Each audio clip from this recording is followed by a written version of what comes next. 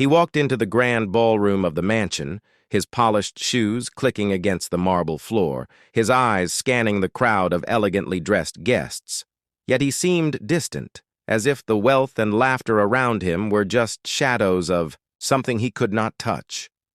His father had made him inherit more than he could spend, and yet tonight he felt an unfamiliar emptiness, like a hollow space inside him that no gold or diamond could fill. He spotted her across the room, the maid's daughter.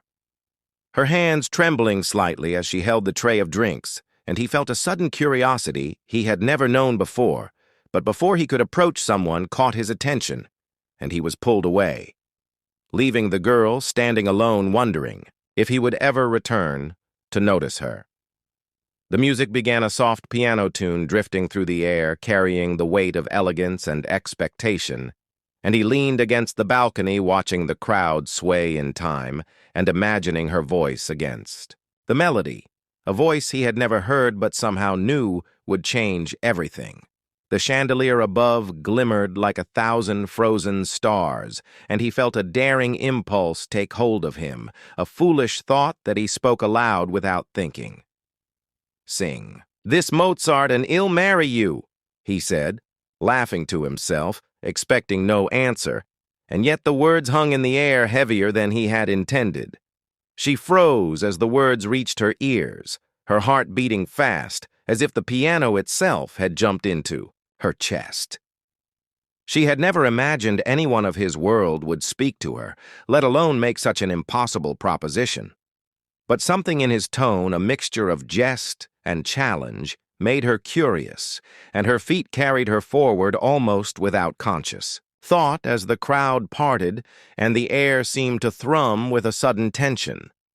He stood with a raised eyebrow waiting for the impossible, and she opened her mouth, but no sound came, at first leaving a silence that pressed on everyone around them. Then a soft note escaped her lips, delicate and trembling, yet clear enough to make the billionaire's son pause, his smirk faltering as the first line of Mozart filled the room.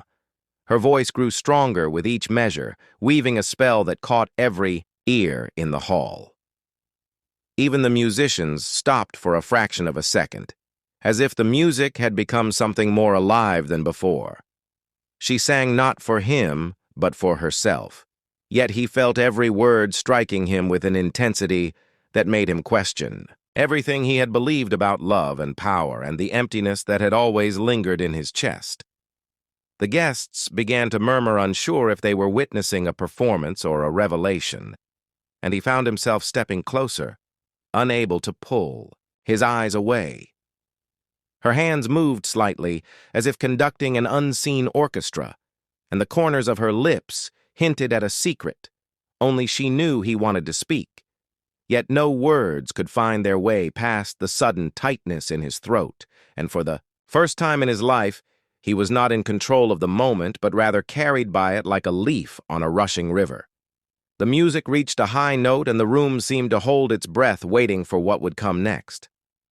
She faltered for a brief second, and the hush turned into a ripple of tension, but she recovered, and the song became more than melody. It became a story that wrapped around his mind and would not let go.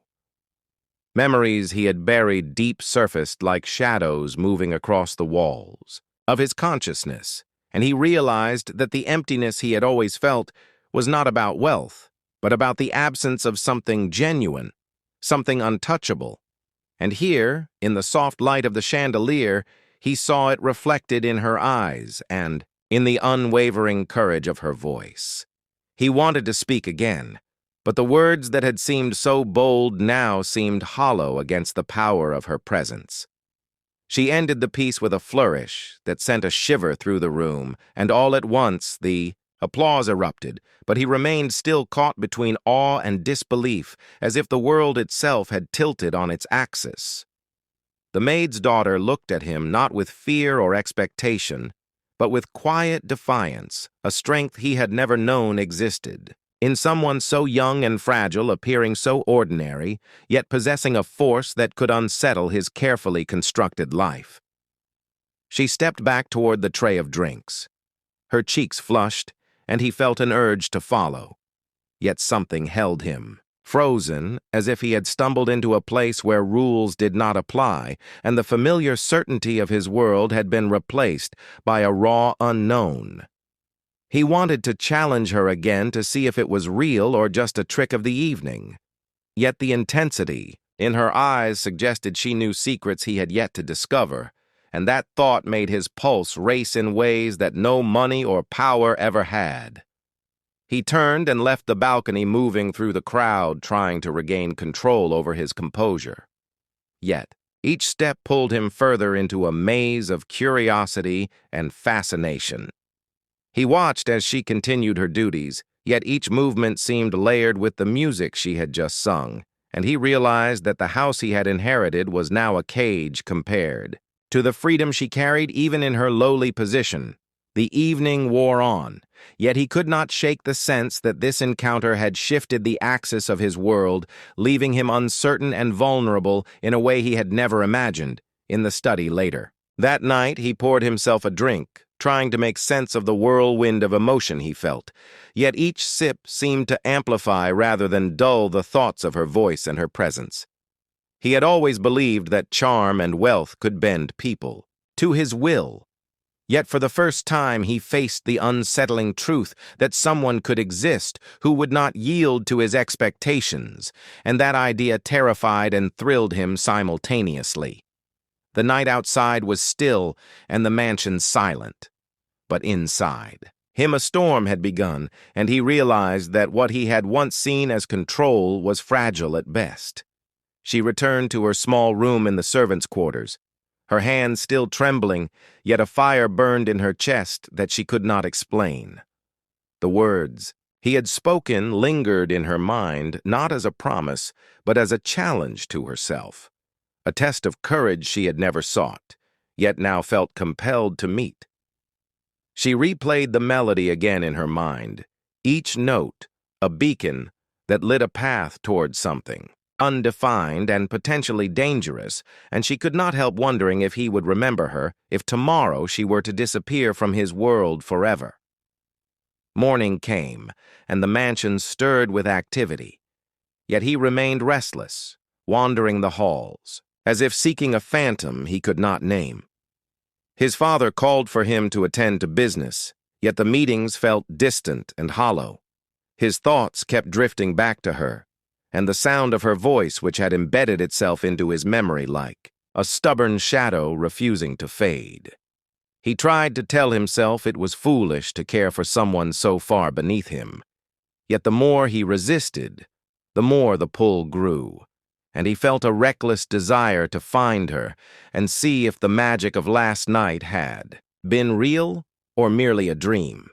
Meanwhile, she prepared for the day, trying to appear composed, yet the echo of his challenge haunted her as she moved through her chores. She wondered if it had been a cruel joke or a genuine gesture of curiosity, and that uncertainty thrilled and scared her in equal measure.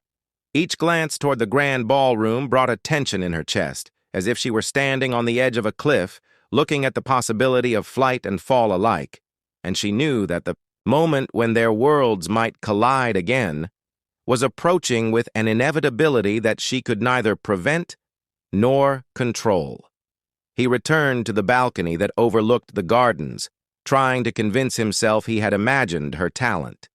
Yet, the memory of her song persisted as if etched into the air itself.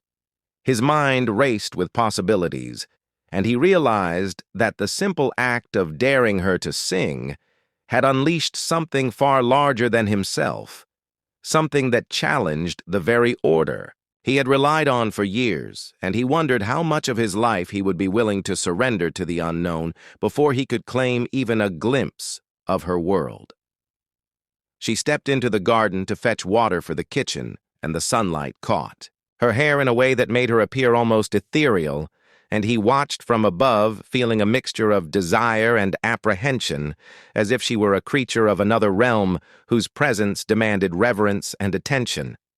He wanted to descend and speak to her, yet each step toward her felt weighted with the fear of shattering the fragile spell between them, and he realized that the risk he faced was not just rejection, but the unveiling of his own hidden vulnerability. The day unfolded with whispered glances and small encounters that neither fully acknowledged, yet both felt in every heartbeat and every stolen glance. Her laughter carried like a faint wind that tugged at the corners of his mind, and he found himself thinking of her. When he should have been attending to matters of estate and wealth, each moment away from her felt like a loss, and each moment near her carried the tension of unsaid words and unexplored desires, and he began to understand that the game he thought he played was no longer his. To control, as evening fell, the mansion was bathed in golden light, and the music resumed in the ballroom, drawing a crowd of guests eager for diversion.